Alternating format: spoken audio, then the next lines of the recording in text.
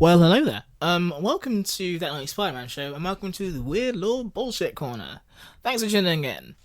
Some of you will have been familiar with the Weird Law Bullshit Corner, or the WLBC. That's slightly easier to say. But this is pretty much just where me and Jack, your other co-host with this podcast, will be talking through some of the really weird shit that happens in comic books. We used to do them as part of the episodes, but they took forever to fucking record, so this is a separate, release of each of the weird laws.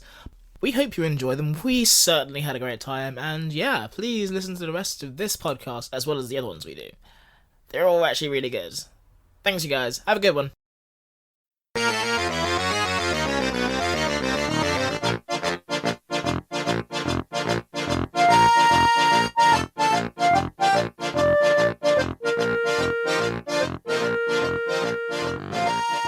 Do you have any more Spider-Man lore, or is that it? Well, I've got something for Weird Law Bullshit Corner. It's Weird Law Bullshit Corner, everybody. Everyone's favourite segment. What do you have for me today, Jack? It's really easy to say as well. Yeah. Weird Lorna? A law corner? Lorna? No? No. We'll still think of the name, folks. But, yeah. I think Weird Law Bullshit Corner is fine. Law Bullshit Corner. It's just so much easier to write down than to say. Like a WLBC. I feel like I'm going to forget that as well, though. It's got a way of, actually, memorising it. But no, we know what we're talking about, folks. The bullshit of Weird Corner... Oh, fucking hell. Just... The bullshit of Weird Corner Law. Yeah. The Lorna of Weird Core Bullshit. Anyway. This is a goddamn shit. Yeah, it is. Alright, but no. The corner which we will not speak of. What is it? What do we have this week? We have one of Spider-Man's villains, which I recently read the first issue of, his origin issue. Yeah. Which was in The Amazing Spider-Man 81. Oh, that's it. Which is in, it's 1970. At this point, we kind of moved past the goofy era of a lot of silly things happening in the background, or villains getting origins which are very brief and corny. Yeah. We kind of got into this part where there's these long serialized arcs and villains intertwining. It's getting a bit complicated, and it's getting better and better in terms of the writing. Yeah. But then they just dive back into the weirdness for one issue, and it's very strange because it could have easily been an issue 2 or something, but then it's an issue 81. I mean, why not? And I don't know if you've heard of this guy, because he hasn't been in a huge amount of Spider-Man media. I mean, I think they wanted him to work, but he's become an absolute D-lister. Have you ever heard of the Kangaroo?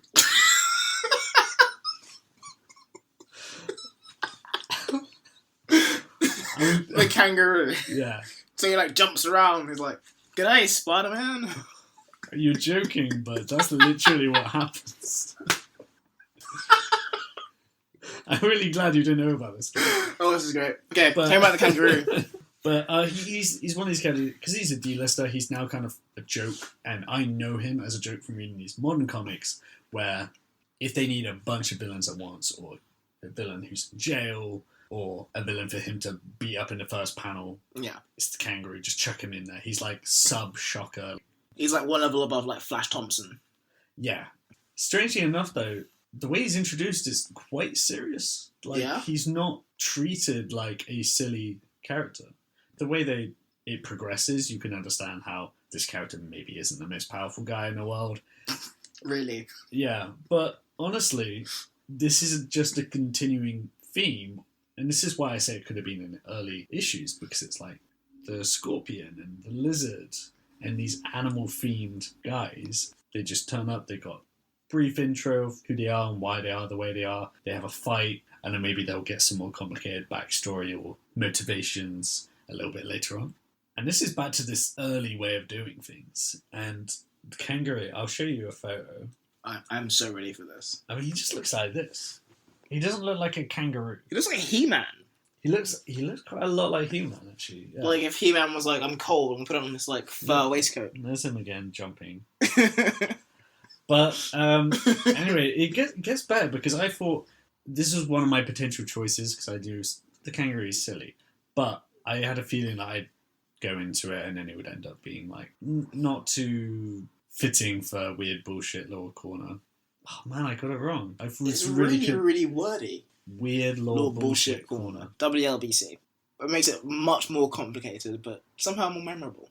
Well, regardless, like this is one of the first issues into the 70s. We're getting into the long like arcs. It's getting very dark, very like contemplative. Well, yeah, I mean, we're getting nearer and nearer the end of the Silver Age. You know, with Gwen Stacy's death, where these comic books start to become darker, and then you start transitioning into these like Frank Miller Daredevil comics and Alan Moore stuff. Oh, Alan Moore. And then eventually Todd McFarlane and Rob Liefeld and all this stuff. All these but there's this whole like transition period that will happen later on. Yeah. And we're just sort of on the cusp before this stuff, and this is when this stuff can still get through. But this guy, he's called Frank Oliver.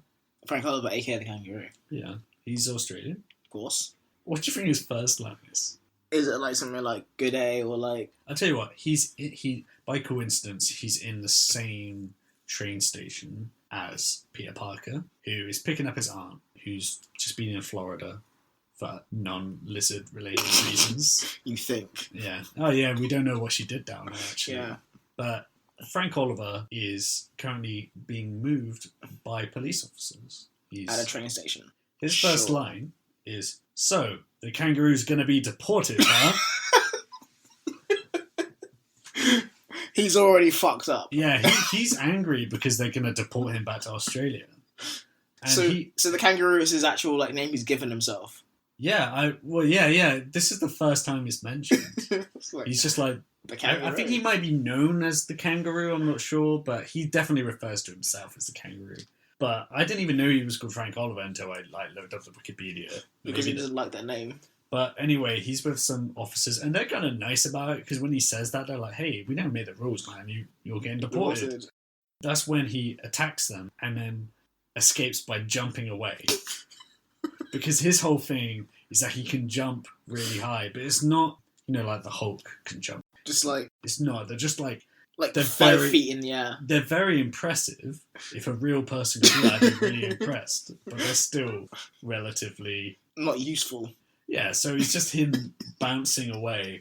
And he... and there's a lot of scenes of like him jumping over people and then being like, "Where did he go? Oh, he jumped above us." That's when he jumps away, he gets to an alley, and he changes into the costume which I showed you. What, the Kangaroo has a costume? Well, the one I showed you is Okay. his costume.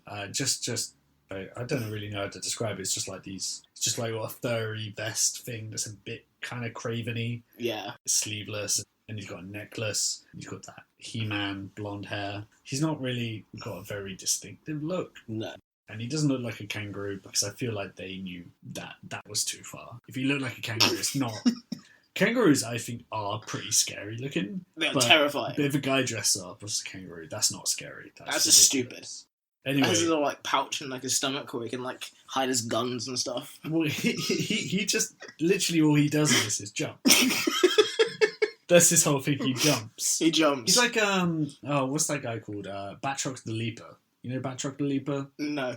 You do, because he was played by the UFC guy in The Winter Soldier. I don't. George St. Pierre. I know who you're talking about. I don't remember Winter Soldier that well. In the movie, he's like, he's a terrorist or whatever. Yeah. And he just flips around a lot. Yeah. And he's agile. But in the comics, his whole thing is he jumps. Is he jump higher or like less high than a kangaroo? You know what? Someone should find that out. I don't know how you figure that out. But the kangaroo's jumps in this are really, really not impressive. They're pointless jumps. In terms of superheroes, because he can't like jump to the top of a building or whatever. He's just kind of like jumping over people, jumping up walls and stuff like that. So he'd like come in third in Olympic long jump, wasn't like that? He's probably got maybe some better jumps than Spider-Man. Okay. But, I mean... Spider-Man can swing. Yeah, you can do others. Yeah. But anyway, when he's in this alley and he's changing into his thing, that's when you get your flashback. And this is when because I read this issue because this is where I was up to when I was reading this week anyway, and I thought, well, I might as well read this Kangaroo issue and see if it's any good. And I thought it wasn't going to be worth covering, because I thought all I'd have is, he's the kangaroo and he jumps a lot and you laugh, and then that would be all I had. The weird little bullshit corner. But thankfully, his origin is so stupid. Obviously, it starts in Australia.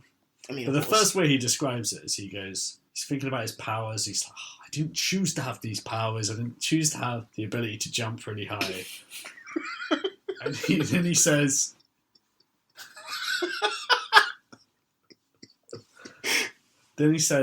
maybe there was something in the air I breathed, the water I drank, back in Australia.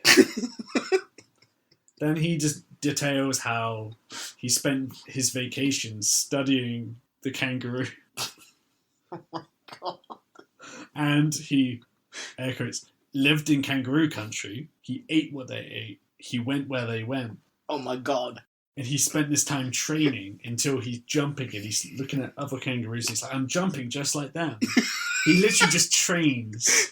Like, he has his Rocky montage. Like, It's him just becoming like peak kangaroo. yeah, it's just like this kangaroo montage of him just jumping around until he's as powerful as a kangaroo. Like jump out the steps of Philadelphia, like in the Rocky films. Yeah. Eye of the Tigers in the background. But this one, he immediately goes, okay, well, I've got this jumping ability. I'm really strong and fast. Or that I'm going to go into professional boxing.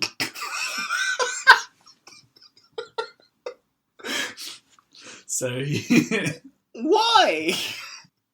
Of all the he's things, supposed to make money. It's just boxing. go for like the high jump.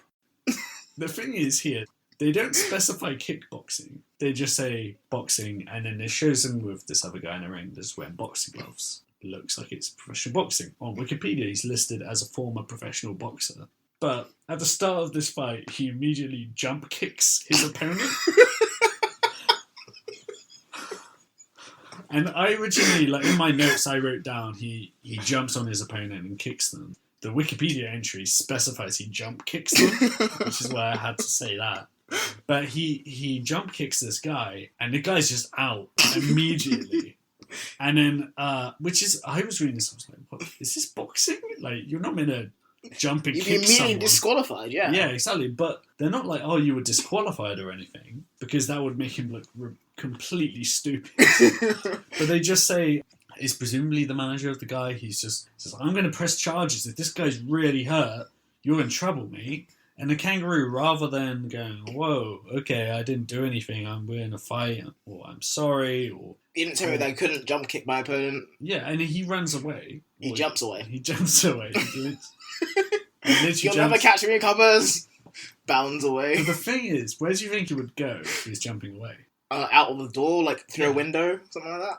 He jumps out of Australia? What? Because he's like, oh, this guy wants to press charges. I gotta get out of here. So he just jumps until he's at the coast, and then jumps onto a ship to smuggle himself out of the country. And this is where you think, okay, well, something else happens, or this is how he came to the US and became a criminal, Yeah. and then got deported. No, he gets on this boat to New York. He gets off the boat, and the police are there, and they're like, all right, back to Australia, and they deport him. And that's when you catch up to the main story. His whole story is him kicking one guy, smuggling himself in a ship to New York, and then immediately getting deported back to Australia. That's so pathetic. But then he jumps around, he jumps onto a building, and he's just like, well, they're treating me like a criminal. I'm going to be a criminal. I'm going to steal some money. So he's just looking around, and he sees some officers escorting a briefcase. So he goes and he's like, well, there's got to be some money or something in there. Obviously. So he attacks them and he jumps on them. He jump kicks them. And he steals the briefcase and he jumps away. And they're like, no, why are you taking that? Don't take it. And he's like, I don't care. And he jumps away. What he didn't realise, which then becomes a news report that Peter Parker sees, is that there's no money in it. It's actually deadly bacteria. It's these vials of this airborne bacteria that could just kill people. It's like a what's the word? Like anthrax or something like that. Well, it's like it's some biological weapon. It's a biological weapon. Yeah. And now he's got that, but he just doesn't know that. And then he finds this little vial, and he's like, "Oh, there must be diamonds in this." Meanwhile. Oh my god. Meanwhile, Peter Parker, when he met his aunt at the station, he had to run there and swing there to get there in time. What does Aunt May think of him swaying? You must have some kind of fever or something like that. Yeah, exactly. Yeah. She says, so you're coming home with me, and you're going to go to bed because you're ill. And he's like, I'm not ill. I'm fine. I'm really fine. I'm just like sweating. She's like, no. And she goes home. She makes him go to bed. And he's like, I'm not ill like at all. And I'm stuck in bed back in Forest Hills. And that's when he like turns on TV and he finds out that the kangaroo has stolen a biological weapon. And he's like, I can't go and stop this guy because that could be, disaster. Yeah. But how do I get out now that I'm in my aunt's house? So... Oh, God. He makes a web dummy. Like, he uses his web. This is why I'm like, this is very much like early Spider-Man kind of stuff. But he makes like a humanoid shape out of his webbing. Yeah. And he puts it in a bed, kind of like a Ferris Bueller, like, yeah. Like pretend diamond. Yeah, exactly. Goes out the window and he swings off to go fight the kangaroo. And during the fight with the kangaroo, they face off. Kangaroo holds his own pretty well. What? But they do have a kind of get out of jail free card here where I think maybe in the comic he was meant to be actually strong, a good enemy to face, but... Rather than just peak kangaroo. Yeah, well, he's not even peak kangaroo because he still has, like, human biology. And he's just, like, a really good jumper. And he's a pretty buff dude, but, like, still...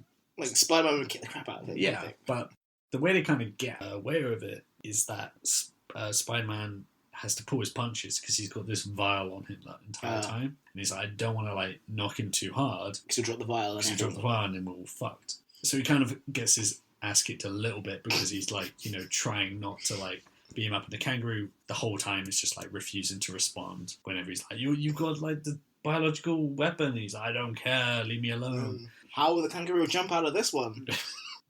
The thing with Aunt May, and this is why I wanted to go back to Aunt May earlier, is because she's like, at some points in this cartoon and in the series, the comic series, she's incredibly like emotionally manipulative, but also just so intense all the time. There's always just this constant fear. Like when Peter isn't with her, he's going to bed like having anxiety over whether she's okay, and she's constantly fainting and stuff. And whenever he does anything, she's so worried. She's constantly telling him stuff like, oh, how you always get cold so easily. And he doesn't. She's just telling him that. It's like gaslighting him. And it reminds me, have you seen Stephen King's It? The latest one. Yeah. I've seen the latest one, yeah.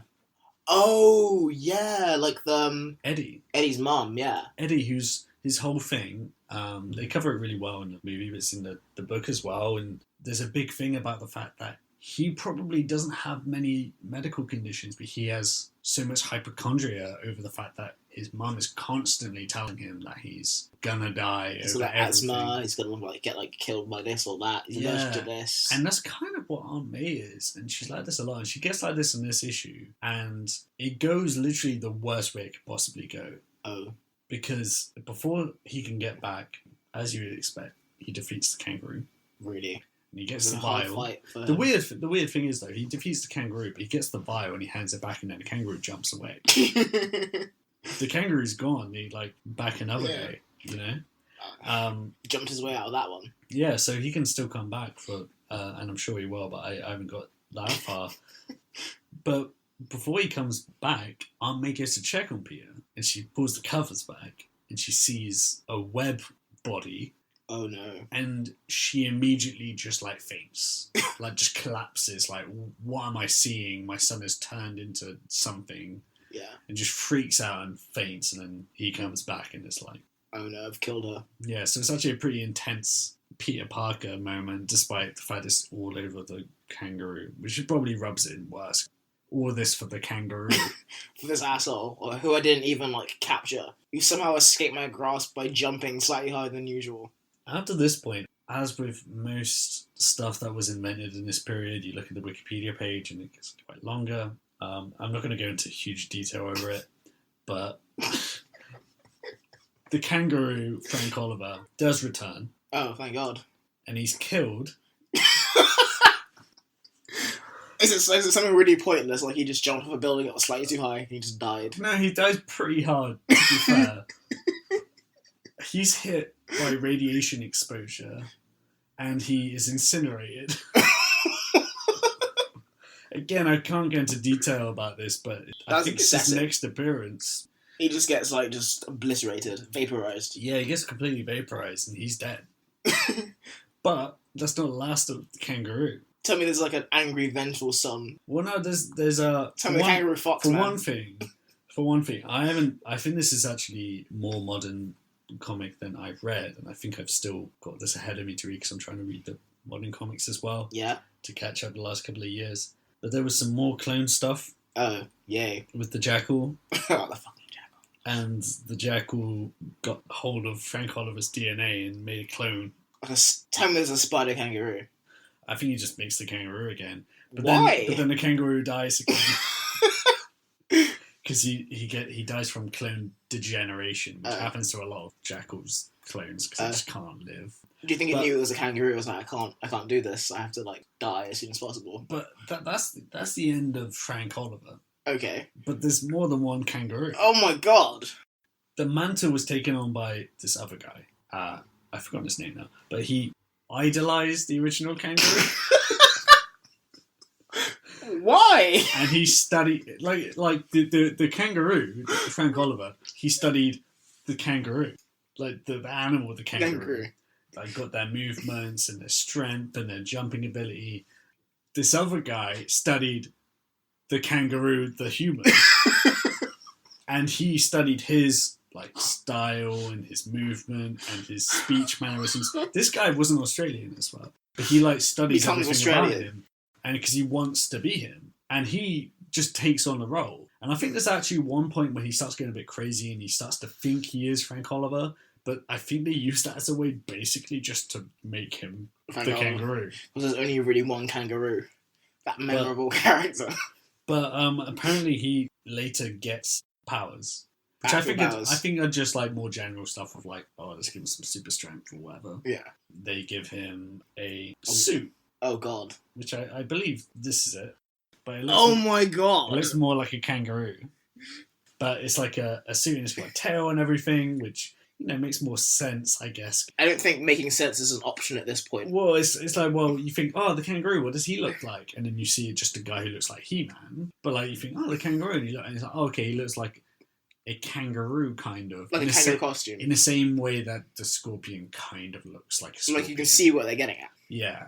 And that's pretty much his... I mean, this kangaroo still turns up to this day. I think he was part of the Spider-Man Revenge Squad at some point. With some other D-listers, but I think at this point the creators know that he's dumb, so they're just like he's just there as a joke and just like this. No one really wants him there, but they need another guy. Like the Scorpion dropped that last minute. He's just some joke. But that's what I know about the kangaroo. Apart from the fact that apparently he does turn up in some TV. He's in the Ultimate Spider-Man cartoon. Oh yeah. Which I haven't seen, but I have not seen either. It's someone after the Spectacular Spider-Man, isn't it? Yeah. Okay. I think it's still running. I don't think it's running anymore. I think there's a new one that's kind of replaced it, which is less good, I've heard. And also, I mean, this is going by Wikipedia. I can't remember this. But apparently, he's in the 90s X-Men cartoon. What? But he's like just this background character, and he's a mutant. And he ends up joining Magneto's army. Like, does Magneto have a choice in that? Or is he just kind of like their own name? I think he's just like, when they've got like 100 people in the room and he's just there. And he's like, he doesn't even recognise he's there. He hasn't invited him. He just shows up. He's like, I'll just be here in the background. You guys don't even know I'm here. Please, I need friends. No one will hang out with me. But I mean, this is just one line from a Wikipedia thing, so that could be complete nonsense for all I know. But apparently he was in it. I'm hoping it was true. I'm hoping him and Beaky kind of become friends. Finally, someone with powers useless as mine.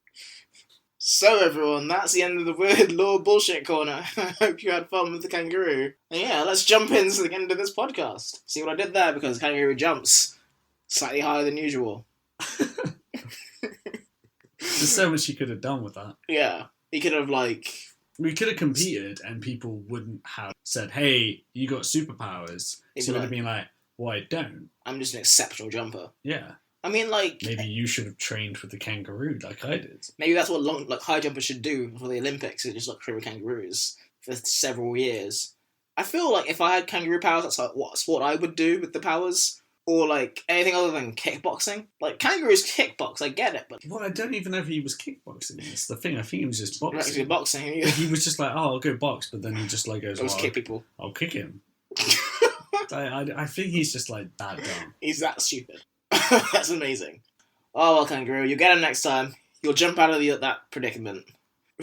Yeah, that's the end of the Weird Law Bullshit Corner. Tune in next week where we might have another animal-themed, really shitty superhero for Spider-Man to get bothered by. Well, would you look at that? We're at the end of the Weird Law Bullshit Corner. Time to go about your lives again, folks. But thanks for listening. We hope you had a great time listening to all the weird shit that happens in comics. And we'll hope to see you for the next one. And the next one. And the next one until we all die together.